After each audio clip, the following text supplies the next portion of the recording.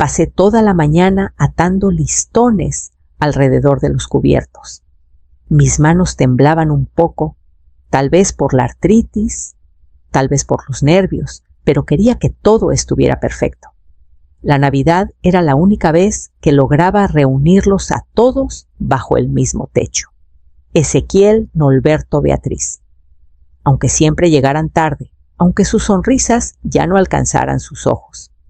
Los tamales llevaban cociéndose desde el amanecer. Los hice a la antigua, a mano con puerco y chile rojo, como los preparaba mi madre. Las velas titilaban suavemente en el alféizar, proyectando sombras danzantes sobre fotos de cumpleaños, graduaciones, sonrisas olvidadas. Dispuse los mejores platos, que tenía blancos con bordes dorados, usados solo una vez al año. Llegaron a las 7 tarde como siempre. Ezequiel no me dio un beso en la mejilla. Norberto me dio un medio abrazo. Beatriz estaba demasiado ocupada con su celular. Llevaba un vestido de satén verde que brillaba bajo las luces demasiado elegante para una reunión como la nuestra. Pero quizá ese era el punto. Me miró de arriba abajo una vez, sin decir nada. La cena fue silenciosa al principio. Intenté preguntar por el trabajo de Norberto en una startup tecnológica, pero solo se encogió de hombros. Ezequiel estaba absorto en su celular y Beatriz ya había bebido la mitad de su vino. Lo intenté de nuevo, esta vez, sobre los planes para Año Nuevo, y Ezequiel murmuró algo sobre probablemente volar a Cancún. Así que lo dije con suavidad, como si fuera un chiste que había tomado un trabajo extra ayudando con los impuestos de alguien para pagar los regalos de Navidad, que los 300,000 pesos que gasté este año eran mi forma de seguir sintiéndome útil. El tenedor de Ezequiel chocó contra el plato. «Lárgate», dijo alto y cortante. «Pagar cuentas no te hace familia». La sala se congeló. Miré a Norberto. Él miró sus manos. Beatriz se inclinó su perfume caro y denso. «Solo está celosa de mi mamá», susurró. «Ella no necesita recordarnos lo que da». Asentí lentamente y me levanté para rellenar la jarra de ponche. ¿No notaron el ángel de porcelana en la repisa detrás de mí, donde mi viejo celular había estado grabando desde que entraron? La batería aún tenía 4 horas. Esa noche no lloré.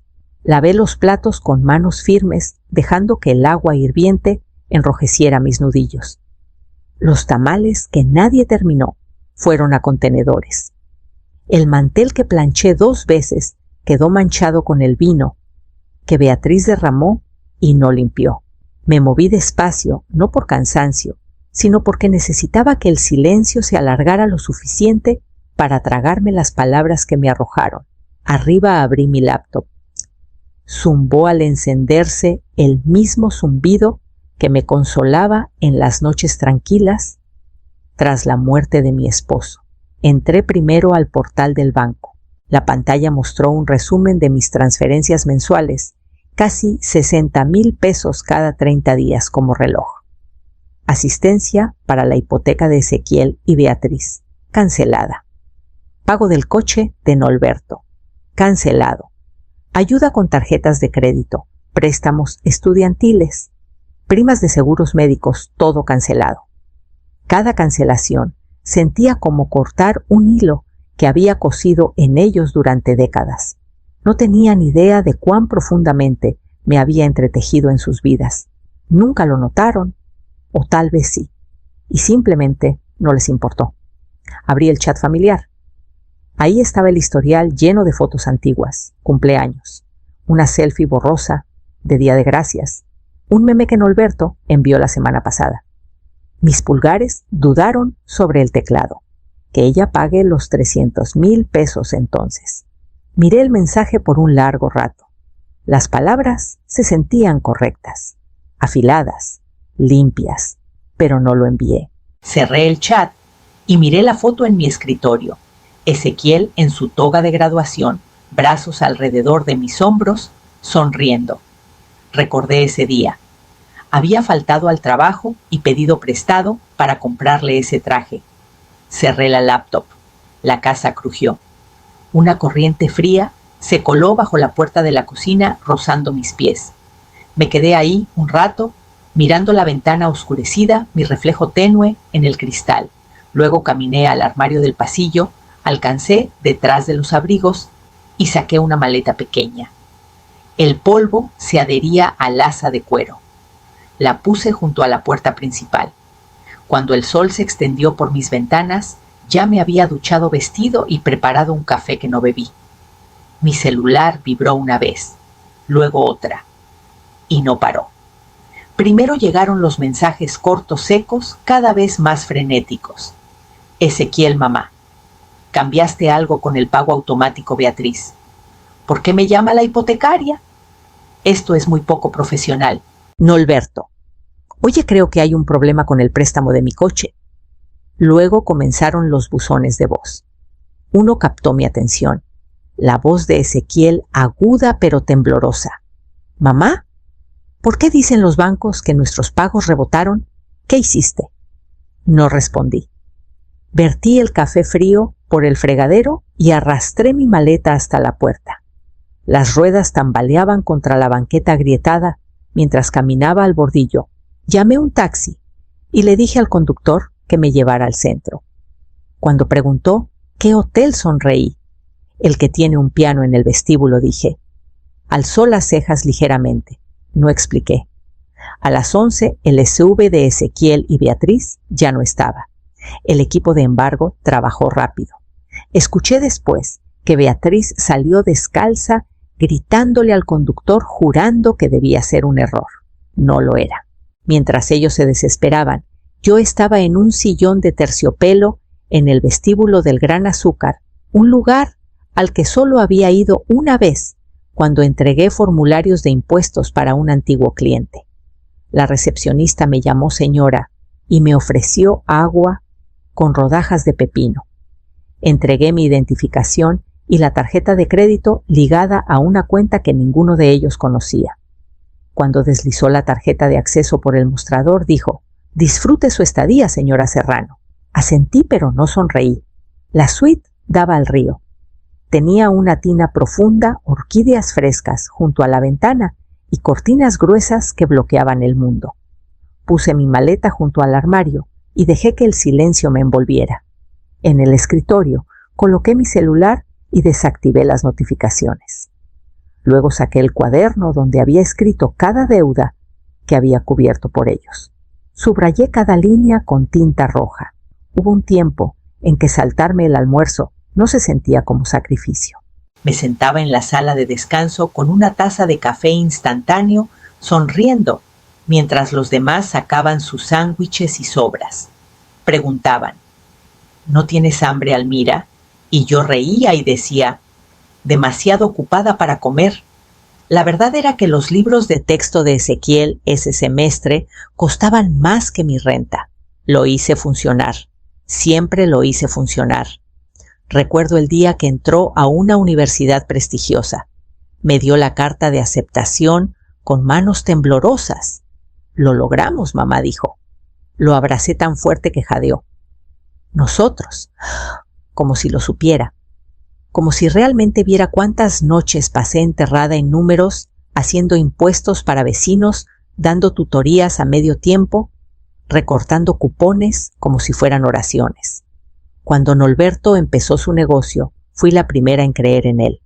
Cuando colapsó en su tercer año, vendí la única joya real que tenía mi anillo de compromiso. Le dije que era solo cosas, y lloró cuando le di el cheque. «Te lo devolveré, mamá», dijo.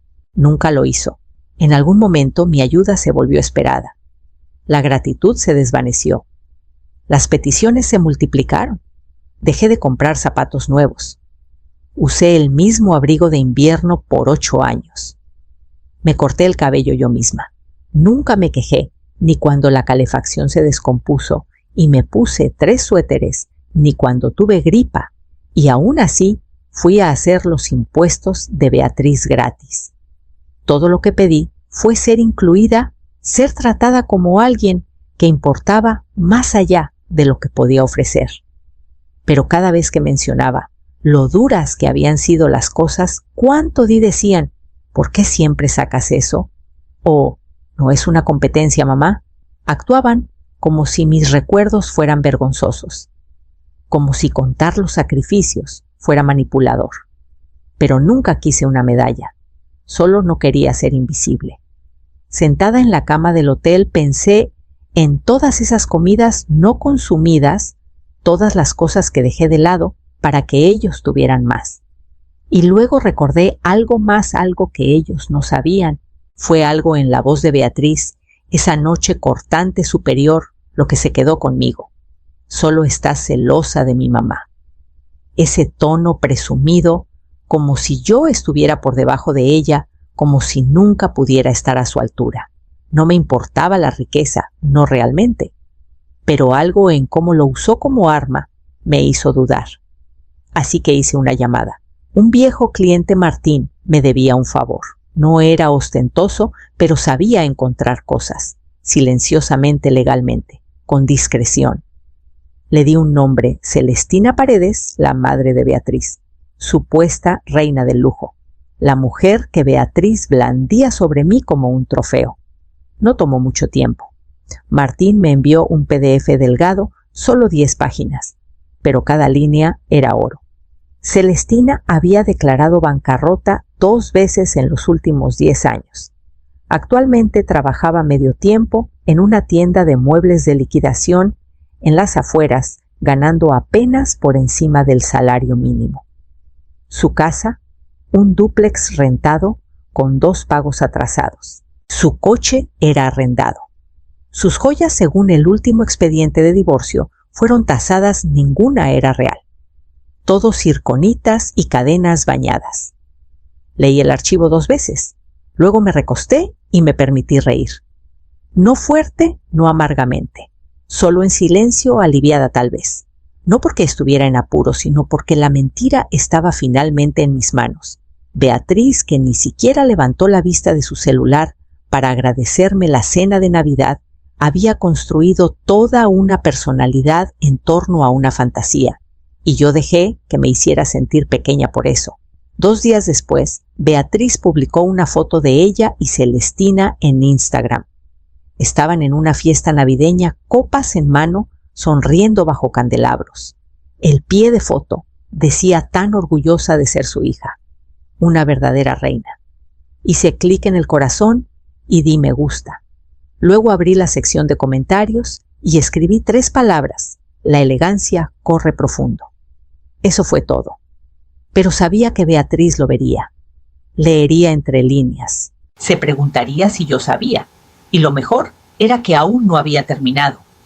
La casa en la avenida Nogales siempre se sintió más como museo que como hogar.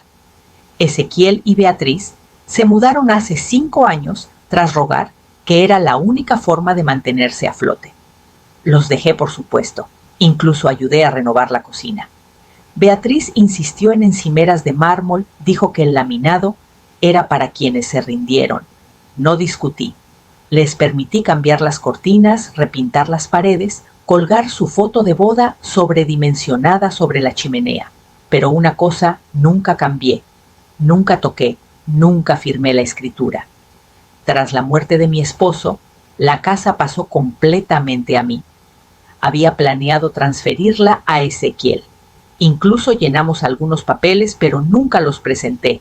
Algo en cómo Beatriz me habló incluso entonces me hizo dudar.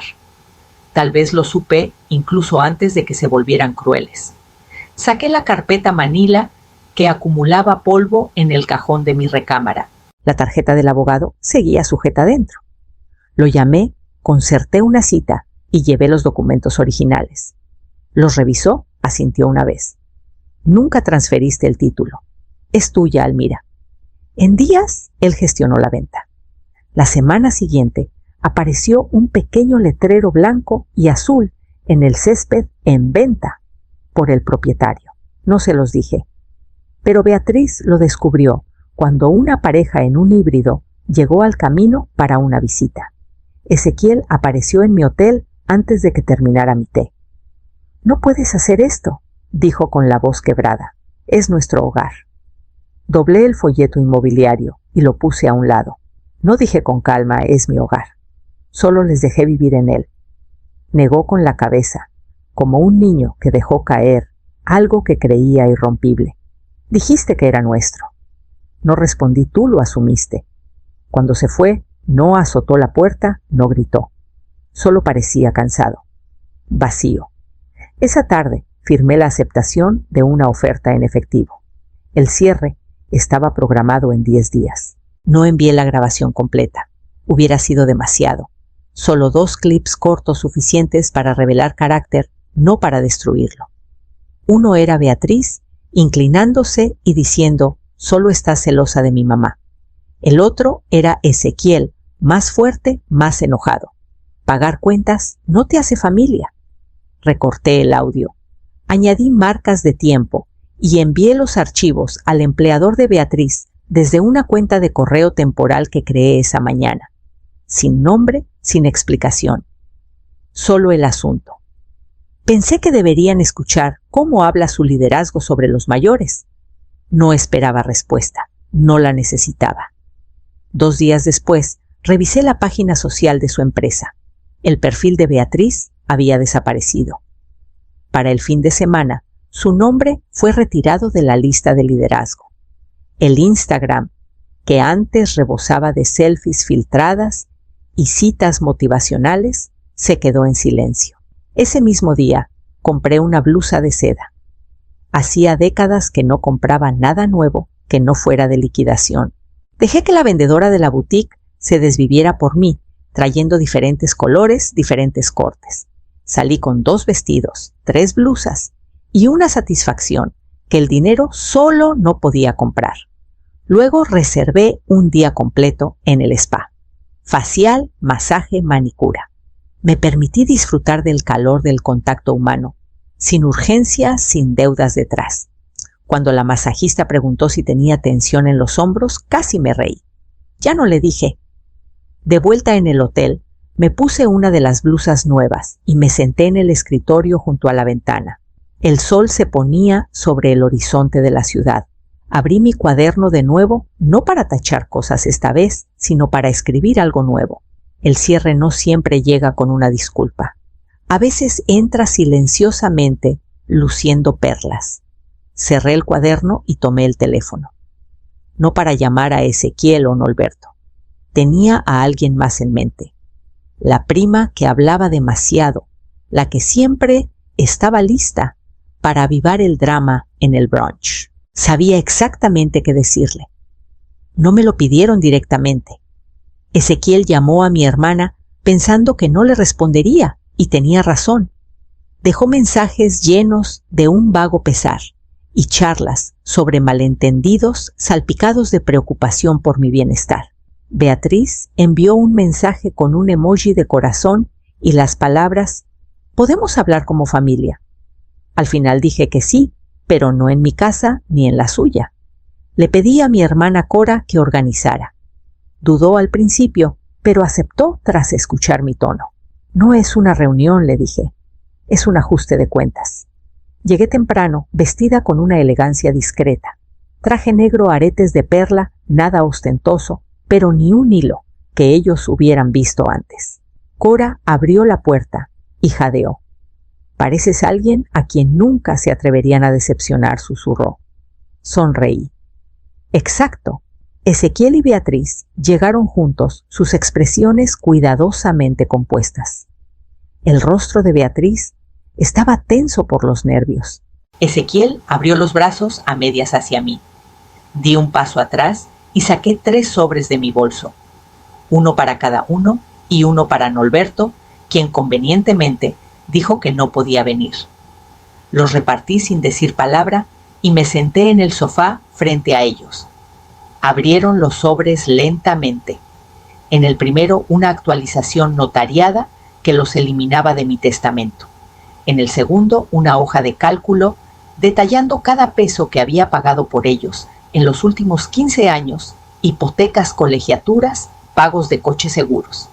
Una línea roja, al final, marcaba transacción final.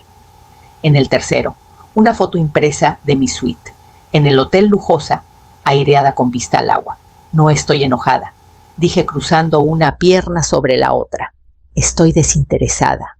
El rostro de Ezequiel se torció, pero no dijo nada. Beatriz parecía querer hablar, pero no le di la oportunidad. Me levanté, tomé mi bolso y le agradecí a Cora por el té. Antes de salir, me giré una vez más hacia ellos y añadí: la próxima vez que quieran algo de mí, pregúntense qué obtendría yo a cambio. Salí por la puerta sin mirar atrás. El taxi estaba esperando. Las luces de la ciudad titilaban a través de las ventanas de piso a techo, esparcidas por el río como chispas, sin dónde aterrizar. Me senté acurrucada en un sillón de terciopelo con una taza de té de manzanilla, mi celular boca abajo en la mesa auxiliar. Había apagado el timbre hacía días, pero el zumbido no paraba. Finalmente lo volteé y revisé las notificaciones. Medios de comunicación, podcasts, hasta un programa matutino que veía mientras doblaba ropa quería una entrevista. Los titulares eran similares. Madre corta, lazos con familia desagradecida. Mujer jubilada reclama su poder. Matriarca se convierte en millonaria en silencio. No respondí. Al navegar por redes sociales, vi que la empresa de Ezequiel había eliminado su perfil de su sitio web. Una publicación en LinkedIn de un ex cliente lo llamó éticamente comprometido. La boutique de Beatriz pasó de contenido semanal de moda a una cuenta en blanco. Un tuit de alguien que trabajó con ella decía: trata a las personas como accesorios. Tomé un sorbo de té. Se había enfriado, pero no me importó. No era venganza, no realmente. No necesitaba que los castigaran. Solo necesitaba espacio para respirar sin que sus expectativas me aplastaran el pecho como un impuesto que nunca podría saldar. Habían tomado mi amor y lo empaquetaron como obligación. Convirtieron mi cuidado en una cuenta que resentían. Todo lo que quería era ser parte de sus vidas, como persona, no como cartera, no como plan de respaldo. El silencio en la suite era decadente. Nadie pidiendo favores, sin voces altas, solo el suave zumbido del ventilador y el tic-tac de mi reloj. Miré la habitación, la bata colgada en la puerta del baño, las pantuflas bajo la silla, la botella de vino que no había abierto.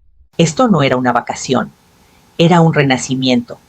Saqué una página limpia de mi cuaderno y escribí una sola frase: la paz no es silencio, es la libertad de no ser necesitada por las razones equivocadas. Luego abrí el cajón y saqué el sobre que había mantenido oculto hasta ahora el marcado con el nombre de Nolberto. La primavera llegó silenciosamente. Compré una casita junto a un lago a las afueras de Morelia. La agente inmobiliaria pareció sorprendida cuando pagué en efectivo, pero no hizo preguntas. La casa tenía persianas desgastadas y un porche que crujía en protesta, pero era mía, completamente mía. Pinté las paredes con colores cálidos y acogedores, amarillo girasol en la cocina turquesa, profundo en el rincón de lectura. Volví a pintar algo que no hacía desde antes de que nacieran los chicos. Primero paisajes, luego rostros que no conocía, pero que de alguna manera sentía familiares. Aprendí a hacer pan de masa madre desde cero. El primer pan fue un desastre. El segundo fue aceptable. Para el quinto ya no extrañaba el pan de tienda. El celular aún vibraba de vez en cuando.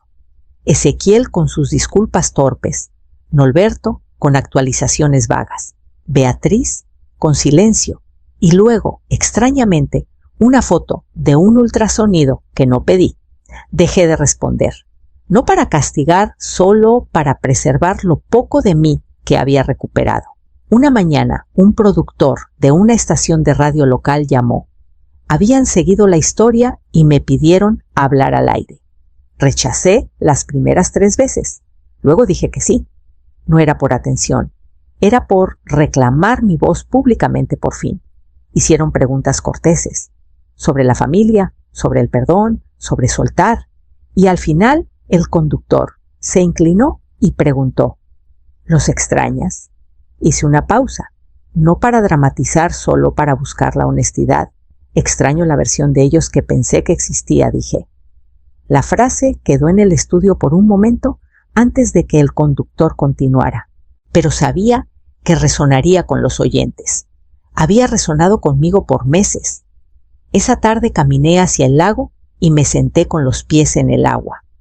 La superficie reflejaba a una mujer que por fin reconocía una que no estaba doblada por la culpa o el sacrificio, una que ya no necesitaba explicar su valor. Y mientras el viento soplaba sobre el agua, me susurré la verdad que había esperado décadas para decir en voz alta: darte no te hace familia. El respeto sí,